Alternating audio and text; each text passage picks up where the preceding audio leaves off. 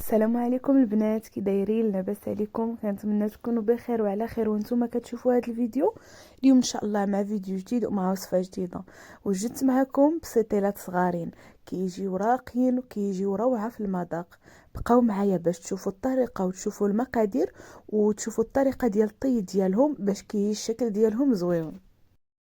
نبداو على بركه الله وغندوزو للمقادير. اول حاجه غنحتاجو هي دجاجه من وزن 2 كيلو اولا 2 كيلو ونص. انا فضلت نخدم غير بالصدر ديال الدجاج، يعني خديت جوج صدورات ديال جوج دجاجات. بحال عودت الفخاط بصدر واحد اخر ديال الدجاج. كنتمنى انكم تكونوا فهمتوني. خديت تقريبا كيلو اولا كيلو وربع ديال البصله. في العطريه غنحتاجو جوج معالق ديال السكينجبير، معلقه د البزار، معلقه د الخرقوم، ومعلقه ديال الملحه. غنحتاجو معلقه صغيره اولا هي نص معلقه ديال القرفه مع واحد جوج عويدات ديال القرفه. وغنحتاجو الزعفران الحر. الا ما كتوفروش البنات على الزعفران الحر ممكن تعوضوه بهاد الطامتي البنه ديال الزعفران الحر حتى هي كتعطي نفس المذاق، ولكن الزعفران الحر الصراحه كيجي بنين. غنحتاجو المعدنوس، وغنحتاجو واحد نص كاس ديال الحامض، وكاس مخلط ما بين زيت المائده اولا الزيت الروميه والزيت البلديه هي زيت الزيتون. كما كتشوفوا البنات انا راه الدجاج ما شرملتوش من قبل، حطيتو نيشان في الطاوه وغنديرو يطيب. الا كنتو البنات غطيبوه في طنجره الضغط يعني غتشدوا عليه الكوكوط، من الاحسن شرملوه قبل وديروه في ديك العطريه وخليوه يتشرب على الاقل ساعه. كنتو غطيبوه في طاوه عاديه يعني اللي ما كتقفلش وغطيبوه على بوطه مهيله ماشي مشكل. واخا ديروا له العطريه حتى الوقت بوقته. كما كتشوفوا انا درتو على البوطه ودرت ليه البوطه مهيله لاقصى درجه وخليته كيطيب على خاطره. ما درت ليه لا ما لا والو وهو كيطلق الماء ديالو. كما كتشوفوا البنات الدجاج ديالي طاب حتى ولا كيتفرتت. وكما قلت لكم راني ما ضفتش نهائيا الماء، هو طلق الماء ديالو. دابا حيدته وغنخلي هذيك البصيله تعسل. في ديك الاثناء انا كنحرك البصله باش ما تلصقش ليا وتعسل، وفي نفس الوقت ديك الدجاج كنفرتو. وكحاولوا البنات انكم تنقيوه مزيان من هذوك العظيمات اللي بقاو فيه، ما تخليو حتى شي عظيم يفلت ليكم، باش ملي تكونوا كتاكلوا البسطيله ما يجيكمش هكاك شي حاجه قاصحه ولا شي عظم. كما كتشوفوا راني كنفرتت وكنفيريفي مزيان بيدي، وفي نفس الوقت راني كنحرك هذيك الدغميره باش تغمر ليا وهذيك البصله تعقد وتنشف تماما من الماء. كما كتشوفوا البنات الدغميره راها عقادت ونشفت ليا من الماء مزيان. دابا غندوز باش غنضيف عليها البيض. هنايا خديت انا 6 ديال البيضات. الا كان البيض ديالكم الحجم ديالو متوسط، الا كان البيض ديالكم الحجم ديالو كبير ديروا 5 د البيضات فقط. غنطرب هذاك البيض مزيان، ومن بعد غنخلي البوطه شاعله على هذيك الدغميره وغنبقى نضيف البيض على دفعات. وانتم كتحركوا البنات باش ما يتكبتش لكم اولا ما يطيبش لكم البيض بوحديته والدغميره بوحديتها.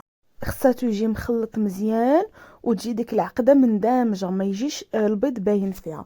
دابا غندوز باش غنوجد العقده. خديت هنايا اللوز، ممكن انكم تعوضوه بكاوكاو.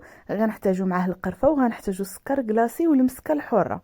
خديت كاسرونه درت فيها الماء ودرتها فوق البوطه، خليتها حتى سخنات. كبيت فيها هذاك اللوز ديالي وخليته طلعت فيه الغليه. من بعد ما كيغلى صافي كتطفيو عليه البوطه، كديروا في واحد الشبيكه وكتبداو تفسخوه. فسخوه كامل، حيدوا له هذيك القشره. من بعد غديروه في واحد المنديل باش ينشف ليكم تماما.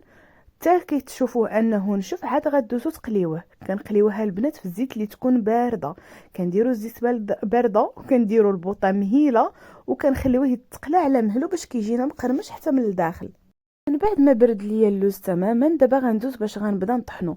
كما كتشوفوا طحنته على دفعات. كندير كميه ديال اللوز، كندير عليها القرفه والسكر كلاصي وشويه ديال المسكه الحره وكنطحن. بالنسبه للطحينه البنات انا راني ما طحنتوش حتى ولا بودر، ولكن خليته شويه مقرمش.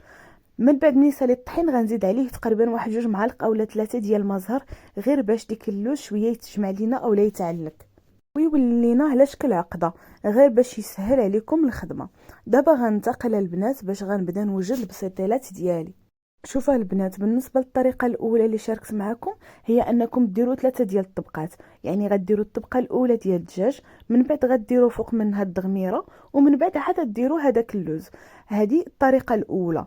انا الصراحه هذه ما درتش منها بزاف، كي ما كيعجبنيش يجيني الدجاج والعقده كل حاجه بوحديتها. كيعجبني نخلط العقده مع الدجاج. كما كتشوفوا هنايا غنحط الدجاج كامل في واحد البول اللي كبير، غنزيد عليه هذيك العقده وغنخلطها وغنبقى نخدم هي بجوج حاجات. الطريقه الاولى البنات باش تخدموا بسيطلات صغيورين دائريين، كما كتشوفوا خديت هذاك السيركل اللي كندير به الحرشه. ممكن انكم تاخذوا غير غطايه ديال القرعه الكونفيتير ولا القرعه ديال الشكلاط وتخدموا بها. كما كتشوفوا قطعت الورقه في النص وليت عاوتاني ديك النص قطعته على نص اخر باش يجيني على شكل مثلث.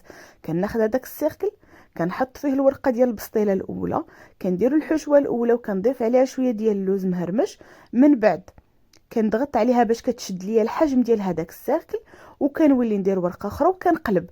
كتقلبوا هذيك الجهه اللي كتكون مجموعه هي اللي كتقلبوها من التحت. كما كتشوفوا هنا غنقرب معكم، كندير ورقه البسطيله في وسط هذاك السيركل، كندير عليها الحشوه، من بعد كنضغط عليها شويه باش تشد لي الحجم. كنهز هذيك البسطيله وكنقلبها، يعني هذيك الجهه المجموعه هي اللي كنديرها لداخل، وكنولي كنجمع عليها الجوانب. راه طريقه البنات ساهله ومبسطه. دابا غندوزو للطريقه الثانيه كيفاش غنخدموهم على شكل بريوات. كما كتشوفوا البنات خديت الورقه البسطيله قسمتها على 3، حيتاش هادو بسيطيلات يعني خصاتهم يجيونا كبارين ما يجيونا صغيورين. كما كتشوفوا البنات كناخذ المستطيل ديالي اولا الورقه كنحط فيها الحشوه، من بعد كنبقى نطوي باش يجينا على شكل مثلث. وبالنسبه لهذوك الجوانب البنات اللي كيبقاو ما تضيعوهمش، كما كتشوفوا الطريقه كيفاش انا خدمتهم، كتحطوا ورقه وكتحطوا الطرف ديالها الورقه الثانيه، وحتى هما كنستغلوهم ما كنخليهمش يضيعوا. هنا شاركت معكم الطريقه كيفاش كنحط جوج ورقات كنحاول نلاقيهم في الطراف وكنبقى نخدم بهم. الطريقه راها واضحه البنات في الفيديو، غير تبعوا بشويه راه غتجيكم ساهله. ودابا غنشارك معكم الشكل الثالث.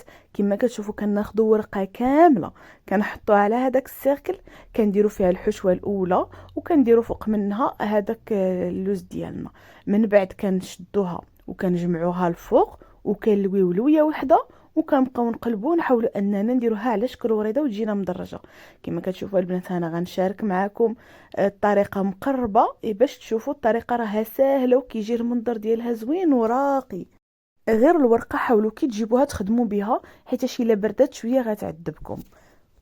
هنا غنعاود معكم البنات الطريقه. كما كتشوفوا كنحطوا السيركل، ممكن تخدموا غير في زلافه، كنحطوا الحشوه كنجمعوا الورقه ديال البسطيله كامله الفوق وكنلويو لويه وحده صافي، وكنقلبوا هذيك البسيطيله ديالنا وكنبقاو نلصقوا الجوانب. ممكن تلصقوهم بالطحين الا كنتو غتحتفظوا بهم في المجمد، او لا كنتو غطيبوهم سور بلاص ممكن ديروهم غير بالزبده. كنتمنى البنات ان هذا الشكل يكون واضح لكم ويكون سهل. وراه سهل، خصكم غير تركزوا في الطريقه كيفاش. كما كتشوفوا انا غنزيد نشارك معكم مره واحده اخرى باش تشوفوا الطريقه كيفاش وتنجح لكم. كنحطوا السيركل، كنحطوا ورقه البسطيله اللي تكون كامله ما كنقطعوها ما والو، من بعد كنحطوا الحشوه وكنهزوا هذوك الاوراق الفوق وكنلويو وكنقلبوا، كنبقاو نلصقوا هذوك الجوانب. وحاولوا البنات انكم تلصقوهم مدرجين باش يجيكم الشكل زوين. وهذا هو الشكل النهائي ديال البسيطيلات ديالي.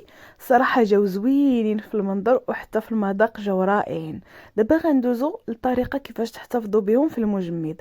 الطريقه اللي كندير انا البنات كناخذ السلوفان اولا البلاستيك الغذائي كنديرو في لابواط وكنبقى نستف كل سطر بوحديتو.